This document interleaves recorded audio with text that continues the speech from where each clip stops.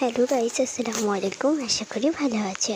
তোমরা বলছিলে এই গাছটা থেকে আমি কীভাবে আর কি চারা গাছ করি। এটা কিন্তু অনেকেই নিয়েছি গাছটা, এবং শিকড় বের করেছে গাছটা থেকে ডাল নিয়ে। সো আমিও করবো।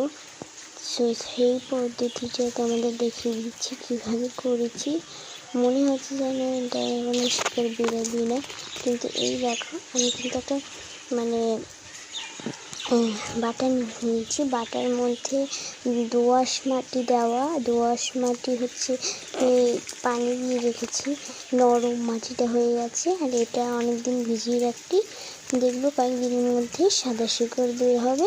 সো এটা যত্ন করতে হবে না আমাকে বেশি এখন, কারণ এখন হচ্ছে বর্ষাকাল।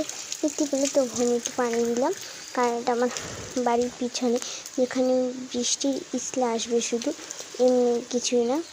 সো এই যে দেখো আমি এখানে সেট করে